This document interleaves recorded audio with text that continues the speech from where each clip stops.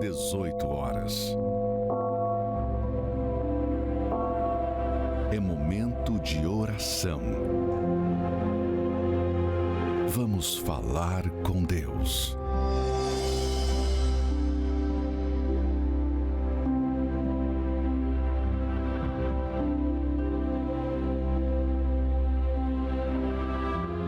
Meu Pai, em o nome do Senhor Jesus, ouça a minha voz, a minha oração em favor desta pessoa que não se satisfaz em nada, com nada, nem em casa, nem trabalhando, nem no casamento, nem nos estudos. Essa pessoa não se sente satisfeita, realizado em nada, nem nas coisas que tem, nem nas coisas que faz, nem nas pessoas que fazem parte da sua vida. Oh Deus, mostra para ela, mostra para ele que o que está faltando é o teu Espírito, é a tua presença, porque quando eu recebi o teu Espírito, oh Deus, eu percebi que mesmo não tendo coisas e pessoas, mas agora eu era feliz, eu tinha paz, alegria, razão de viver, porque eu tinha ao Senhor em mim como meu Salvador.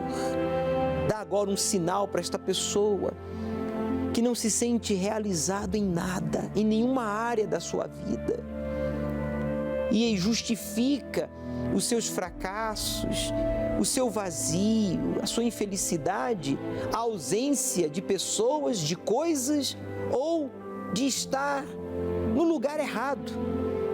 Ah, meu amigo, você está no lugar certo. Aí agora, fale com ele e diga para ele: Deus, liberta-me. Diga, cura-me. Senhor, usa esta água como um ponto de contato e arranque este mal que impede esta pessoa de se entregar, de te buscar, de te obedecer. Estamos nos preparando para a Semana Santa. Domingo agora iniciamos a Semana Santa.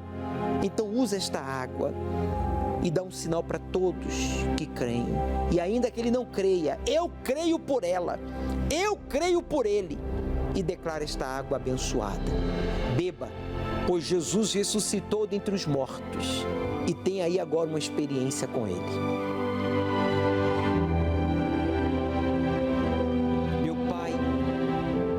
Deus, que neste domingo de Ramos, quando esta pessoa toque com o seu ramo no teu altar, que a sua alma que tem estado ferida, a sua alma que tem estado angustiada, seja liberta, seja transformada, perdoe os pecados desta pessoa e abrace a todos, batizando com o Espírito Santo aqueles que ainda não foram batizados.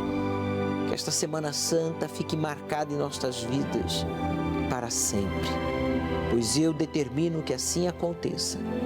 O Senhor entre na vida deste que ora comigo para triunfar sobre tudo, pecados, doenças, miséria, maldições e trazer o perdão e a salvação.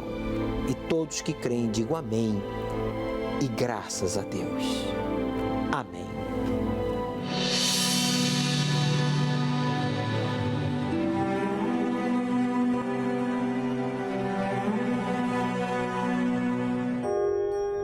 Será que ter um pai como juiz te isenta da condenação? Ter um pai como pastor anula a chance de ser uma ovelha perdida? A história de Ana irá provar que a herança humana não garante nada. Meu nome é Ana, tenho 18 anos e sou filha de pastor. Sempre ouvindo a palavra de Deus quando era criança, mas quando eu tive uns 10 anos de idade até os 13, eu fiquei curiosa. Eu me envolvi com amizades da escola, isso me gerou muita curiosidade, porque ela sempre dava um discurso muito libertador, que você pode fazer o que quiser, você pode ser o que quiser, você pode ficar com os meninos que quiser, que é um discurso diferente na igreja, que a gente vê que a gente tem que esperar pela pessoa certa, que a gente tem que andar no caminho certo, que a gente tem que sacrificar. Então, assim, na hora eu pesei, eu falei, esse discurso aqui parece melhor, que elas estão me propondo, parece bem melhor. Então foi quando eu comecei a me envolver muito com essas amizades, muito. E aí comecei a fazer as coisas erradas. Comecei a ficar com bastante meninos, foi quando eu provei a bebida alcoólica. E aí, inicialmente parecia muito legal, muito divertido, mas foi quando eu dei ouvidos à voz do diabo, e aí ele começou a colocar depressão. Foi aí que eu comecei a dar ouvido a outras vozes. Comecei a dar ouvido à voz do diabo, ele começou a falar muito forte, porque agora eu era uma pessoa que nasceu dentro da igreja, mas que eu tinha feito o que ele queria. Então agora, na minha cabeça, ele tinha domínio total e eu não tinha mais volta. Agora, para mim, não tinha mais chance. Foi aí que começou a pensar o tempo inteiro sobre o suicídio, o tempo inteiro. Eu vivia pensando o dia inteiro como eu poderia me matar, como eu poderia dar cabo à minha vida mesmo e parar de sofrer. Era uma dor dia e noite, era um sofrimento dia e noite. Era muito conflitante porque o meu pai pregava muito sobre a paz e eu não tinha isso. Então eu falava, poxa, eu vejo os meus pais, eles têm paz, eu vejo alegria neles, eles levam para as outras pessoas o Espírito Santo e eu não vejo isso em mim. Então era muito difícil, era muito conflitante, porque eu queria, mas eu tinha vergonha. Porque como eu já tinha dado ouvido às vozes do diabo, ele sempre falava, você não merece, você não merece. Então eu ficava querendo pedir ajuda, mas eu tinha muita vergonha. Então eu ouvia a palavra, quando eu ouvia na quarta-feira, algumas eu nem lembro, na verdade assim, a maioria eu não lembro, mas tinha algumas reuniões que quando pregava sobre salvação, que você tem uma segunda chance, eu olhava e falava, eu quero, mas não é pra mim, isso são para as pessoas que chegaram na igreja e não sabiam da verdade. Eu já sabia, então eu não mereço isso, porque eu já sabia e ainda assim eu fui lá e errei. Então eu vivia muito nesse conflito, eu não falava nada, mas eu ficava ali dentro de mim, vivendo aquela situação de querer mudar, mas ter vergonha de falar, porque pra mim eu não tinha chance. E aí, foi aí que um dia eu tava sozinha em casa, e eu não lembro exatamente como foi, eu não lembro da situação em si, mas eu lembro que eu tava na sala e foi como um abrir e fechar de olhos. Quando eu olhei, eu tava sentada no chão do meu quarto, com o braço todo machucado, e aí eu acordei assustada, né, assim, eu olhei assustada, assim, pro meu braço cheio de marcas, todo machucado, vermelho, inchado. E aí tinha umas tesouras, umas facas no chão. E aí eu tava sozinha, eu fiquei desesperada, eu liguei pra uma filha de pastor, que era amiga minha. Eu falei, olha, eu não sei o que tá acontecendo, mas eu tô me sentindo muito mal, falei. E aí ela ligou pros meus pais. E os meus pais foram pra casa, já era de noite, minha mãe foi pra casa. E aí nesse dia, eu sabia que se eu me matasse, eu ia pro inferno, isso era certo. Quando minha mãe chegou, eu chorei muito, eu contei tudo pra ela e eu falei, mãe, eu quero mais uma chance, me ajuda. Foi a primeira vez que eu consegui pedir ajuda pros meus pais sem ter vergonha. Enfim, Ana reconhece que somente no próprio Deus poderia encontrar a verdadeira felicidade. Dessa vez eu comecei a buscar ajuda para Deus. E no início eu não sabia muito como fazer. Eu falava, meu Deus, me ajuda, fala comigo. Eu não sei o que o Senhor vai falar comigo nessa reunião, mas me dá uma palavra. Eu pedia, comecei nas sextas-feiras. E aí foi quando Deus me libertou. Ele começou a falar comigo. Eu entreguei os meus pensamentos para Ele e Ele começou a falar comigo. E aí foi um processo. Eu me libertei, aí veio o jejum de Daniel. Aí no jejum de Daniel eu me entreguei, nesse jejum de Daniel. Eu nunca tinha feito um jejum de Daniel direito. Eu sempre começava o primeiro, o segundo dia, depois falava, não, vou assistir meus filmes, vou entrar nas minhas redes sociais.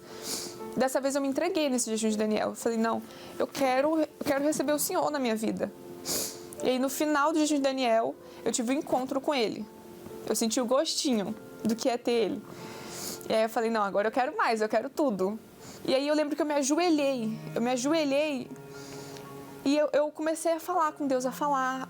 Eu falei, meu Deus, eu quero o Senhor, eu necessito do Senhor.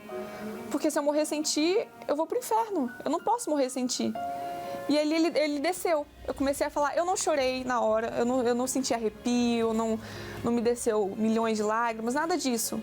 Mas ele desceu em forma de certeza, ali eu tive certeza. Hoje não existe mais complexo de inferioridade. Interiormente eu tenho paz, eu tenho a alegria do Espírito Santo todos os dias, não é algo que acontece a cada uma vez na semana, não. Todos os dias eu tenho paz, todos os dias eu tenho a alegria do Espírito Santo dentro de mim. Hoje eu não tenho carência, eu não preciso de amizade o tempo inteiro, não preciso de estar sempre com muitas pessoas ao meu redor para eu ser feliz, não. A companhia do Espírito Santo já me basta. Hoje em dia eu penso em ganhar almas. Como eu posso ganhar almas de pessoas que estavam no meu lugar? Para mim, a importância do Espírito Santo, ele tira toda dor que a pessoa está vivendo.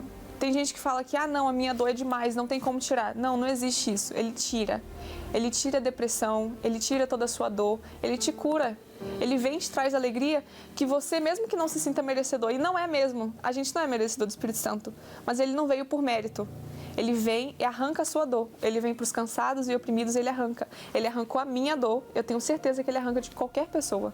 Antes, as pessoas me conheciam como filha de pastor. Hoje, elas me veem como a filha de Deus.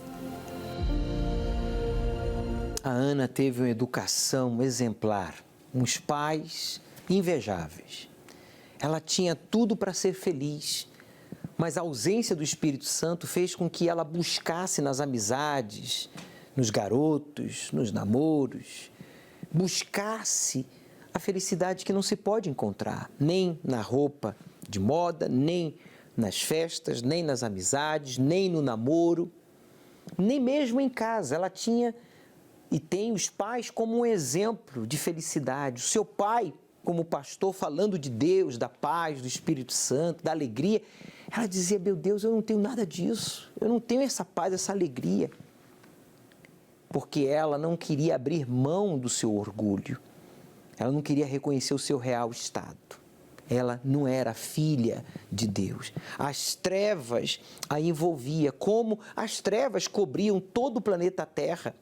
Não havia luz, mas ainda assim o Senhor se movia sobre a face da terra. É exatamente isso que Ele faz na vida daqueles que estão mergulhados nas trevas, da dor, do orgulho, do pecado, da depressão, da tristeza, da angústia e de todo tipo de sofrimento. O Espírito Santo é maravilhoso, Ele é misericordioso. Mesmo assim, Ele vem sobre estas pessoas e as mostra, revela onde elas estão e aonde elas deveriam estar, quem elas têm sido e quem elas devem ser. Por isso, meu amigo, a Ana teve a oportunidade de reconhecer que ela não tinha o Espírito Santo, que ela não tinha Deus na sua vida. Mas para que isso aconteça, para que o Espírito Santo repouse sobre a vida de uma pessoa e a transforme por completo como a Ana, ele precisa manifestar a fé. Eu preciso manifestar a fé. Que fé? A fé obediente. A fé obediente à palavra do Deus vivo. E eu pergunto, você tem obedecido à palavra de Deus ou à opinião dos outros? Prepare-se, meu amigo, para receber das mãos do Senhor Jesus, representadas pelo altar, o pão e o suco de uva no domingo da Santa Ceia, da entrega total, dia 4 de abril, que vai ser domingo de Páscoa. Faça parte desse jejum de Daniel. Comece a fazer abstinência a partir de agora de informações seculares, desnecessárias. Até o dia 11, siga o programa, o Encontro com o Espírito Santo pelo Instagram, por exemplo, e saiba mais ao respeito do jejum de Daniel, porque foi no jejum de Daniel que a Ana foi batizada com o Espírito Santo. Deus quer batizar você também. Mas agora você tem que fazer o que a Ana fez e todos nós fizemos. Abstinência de tudo aquilo que não acrescenta nada às nossas vidas e não nos fortalece. Pelo contrário, só nos enfraquece, como informações seculares. O jejum de Daniel é um jejum de informações e entretenimentos, para dedicarmos mais tempo aos pensamentos de Deus e assim alcançar a bênção das bênçãos, o Espírito Santo. Nesses 21 dias, você desfrutará de uma comunhão mais íntima com Deus, pois tudo o que é desnecessário e inútil, meras distrações que não acrescentam em nada à sua vida, serão excluídas. Com isso, haverá mais tempo para investir no seu interior, na meditação da Palavra de Deus e em conteúdos que acrescentarão na sua fé. Participe do jejum de Daniel e você perceberá mudanças em suas ações e reações. De 21 de março a 11 de abril. Meu dinheiro escorria pelas mãos, então eu até ganhava bem, mas eu não sabia onde que ia parar o meu dinheiro. Nessa época foi uma época muito difícil, até meu pai me cobrava, falava, pô, você não está construindo nada, você não está tendo nenhum objetivo. Meu nome é Murilo, sou consultor de calçados. Eu sempre tive vontade de ter as coisas, de ter o meu carro, de poder ajudar a minha família, porque minha família passava uma dificuldade. Não era uma vida regalada, era sempre vendendo o almoço para comer na janta. Então, era uma vida mirrada. Sempre dependia do meu pai ou da minha mãe. Meu dinheiro escorria pelas mãos, então eu até ganhava bem, mas eu não sabia onde que ia parar o meu dinheiro. Então, nessa época, foi uma época muito difícil. Até meu pai me cobrava, falava, pô, você não está construindo nada, você não está tendo nenhum objetivo. E ali eu só queria saber de balada, ia para bebidas, drogas. Então, meu dinheiro escorria desse jeito. Então, eu não construía nada. Eu não tinha perspectiva de estudar, eu não tinha perspectiva de almejar um cargo maior. Eu não tinha um objetivo para poder prosperar minha vida, para transformar de vida. Eu saí para uma balada, eu fiquei sexta, sábado e domingo nessa balada, e eu cheguei na segunda-feira muito mal. Eu estava muito mal. E essa pessoa que me fez o convite, ela foi, como eu estava muito mal, ela foi, comprou os remédios e me deu um balde e deixou. Aí foi ali que me deu o estalo. Eu falei assim, se ela está fazendo isso e todos os meus amigos de balada me abandonaram, então quer dizer que lá tem alguma coisa diferente, porque ela estendeu a mão para mim. Então foi onde que eu resolvi aceitar o convite para poder ir. E ela já tinha me convidado, falou que lá era uma mudança de vida, ali ia mudar a minha vida, ia transformar, eu não ia mais viver nesse buraco que eu vivia, né? E foi ali que eu aceitei o convite dela. E ali foi onde que eu comecei a aprender da fé. A primeira vez que ele me falou sobre a fidelidade, eu tinha aquela visão de que os pastores eram ladrões, né? Eu tinha essa visão. Eu cheguei lá um pouco contra a minha vontade. Mas passando o dia a dia, eu fui aprendendo que a fidelidade não era eu não estava dando para a igreja, em si eu estava fazendo com Deus. Era um pacto que eu estava fazendo com Deus. Então foi ali que eu aprendi a dar os meus primeiros 10% para Deus. E foi ali que eu aprendi, a minha vida começou a mudar. Mudou na empresa, foi onde que, naquela mesma empresa, onde que eu era vamos dizer assim, só mais um funcionário, foi onde que eu ganhei funcionários do mês. E foi ali onde que mudou. Começou a mudar a minha trajetória, foi onde que minha visão começou a se abrir. Aí daquele momento eu fui para outra empresa, uma que tinha que eu conseguiria ganhar um dinheiro a mais, que ali eu dependeria só das minhas vendas. Então foi ali onde que Deus começou a abrir as portas, que começou a abrir a minha visão de que eu podia ganhar mais, de que eu podia dizimar mais. Então foi ali que eu consegui conquistar o meu carro. Hoje eu estou dando pontapé inicial na minha empresa, então foi ali que eu consegui desenvolver a minha vida. Depois que eu comecei a ser dizimista, que eu aprendi a importância de Deus ser o primeiro e eu ser o segundo. Eu coloquei Deus em primeiro em todas as áreas, porque o que eu aprendi quando eu cheguei, se Deus for o primeiro, o demais vai ser acrescentado. Então eu coloquei todo o meu foco e toda a minha força para agradar a Deus, não para me agradar. Então foi onde que eu abri mão dos meus conceitos, das minhas lições, e comecei a passar e comecei a colocar em prática aquilo que o homem de Deus me ensinou. Hoje eu tenho uma perspectiva de futuro. Eu sei que se eu continuar obedecendo a palavra de Deus, colocando Deus em primeiro, eu sei que a minha vida ela tem só a decolar. Vale a pena colocar Deus em primeiro e eu ser o segundo.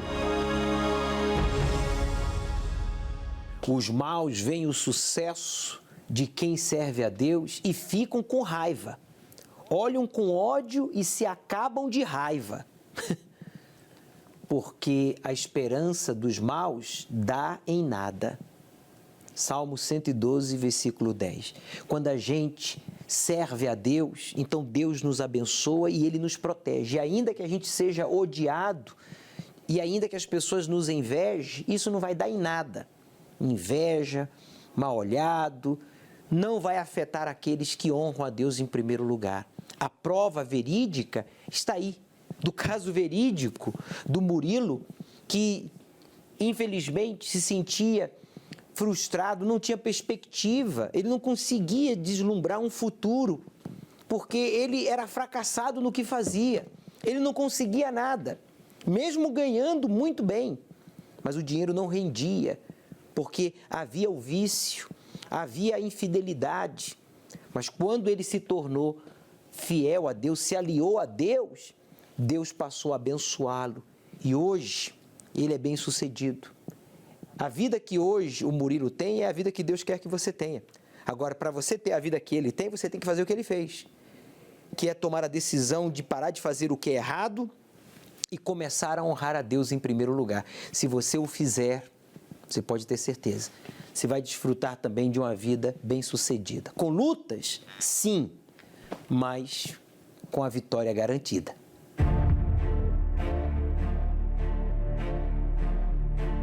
Enquanto os sinais acontecem ao redor do mundo, como Jesus já havia alertado sobre guerras, fome, terremotos e epidemias, com o século XX tendo matado por conflitos 3 vezes mais do que o resto da história.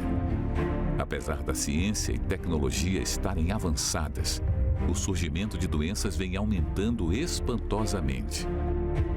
E as tragédias naturais e o desamor crescentes. O Senhor Jesus alerta seu povo, as 7 igrejas, que representam os 7 diferentes tipos de pessoas que professam a fé nele, sobre os seus erros para que os corrijam e não padeçam com a grande tribulação. À igreja de Éfeso, Jesus fala: tenho, porém, contra ti que deixaste o teu primeiro amor.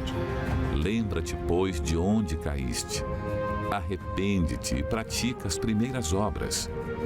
Quando não, brevemente a ti virei, e tirarei do seu lugar o teu castiçal, se não te arrependeres. Essa igreja representa aquela que trabalha muito, odeia o que é mal, um povo paciente e perseverante, mas o amor não é mais o mesmo. Para saber mais e compreender a revelação de Jesus Cristo no livro de Apocalipse, acompanhe a reunião do estudo do Apocalipse online. Domingo, às 18 horas, acompanhe a reunião do estudo do Apocalipse online pelas mídias oficiais da Igreja Universal, ao pôr do sol, direto do Templo de Salomão. Traga um ramo neste domingo, passe pela Igreja Universal mais próxima à sua casa ou aqui no Templo de Salomão e toque no altar com este ramo. O mesmo será consagrado à Santíssima Trindade para que Deus abençoe a você e a sua família. Neste domingo, aqui no Templo de Salomão, nós estaremos às 18 horas ministrando o estudo do Apocalipse. Aceite o desafio de obedecer ao Deus vivo e Ele transformará a sua vida.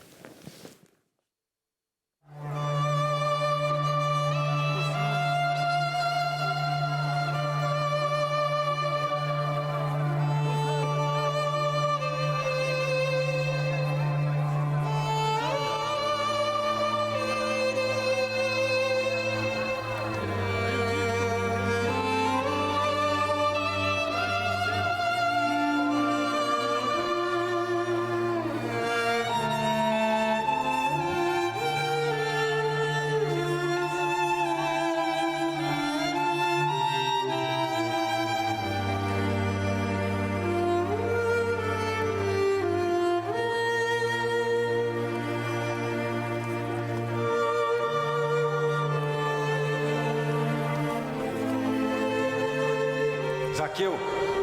Jesus! Desce depressa, porque hoje me convém ficar na sua casa.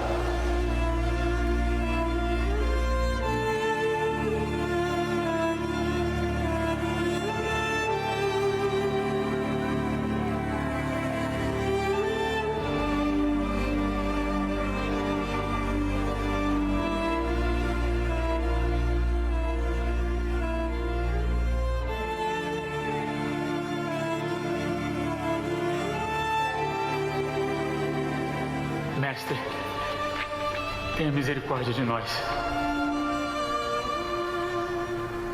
Vão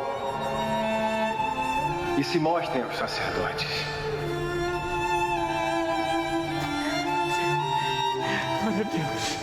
Glória a Deus. Eu fui curado. Fui curado, Senhor. Eu fui curado.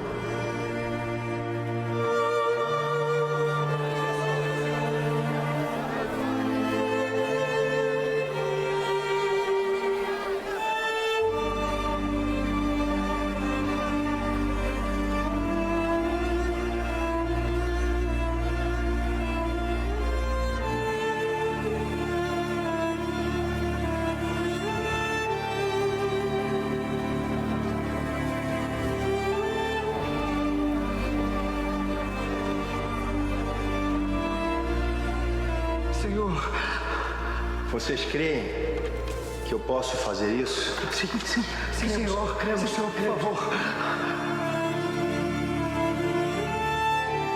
Então que seja feito conforme a fé.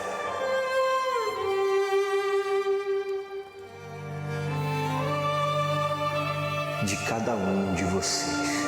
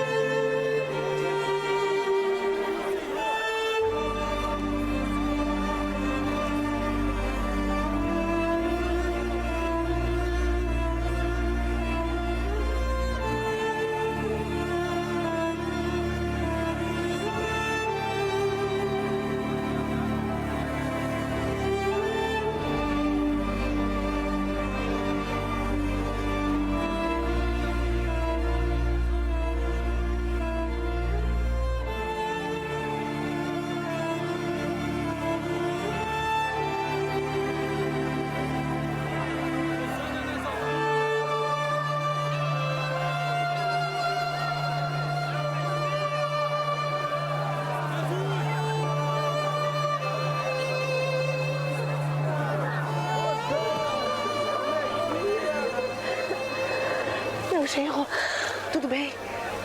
Depois nos falamos, Sara.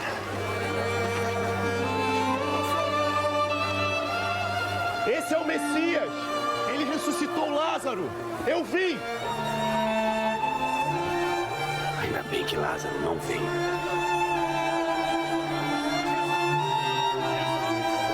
Veja, senhora Miriam.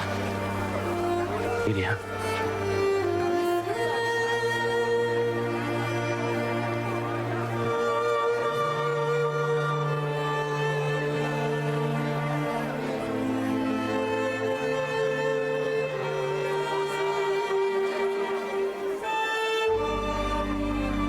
Suzana. Sim. Sabe onde poderíamos deixar o jumentinho quando o mestre subir ao templo? Nossa hospedaria tem um abrigo para animais, pode deixar conosco. Ótimo, obrigado. Por nada.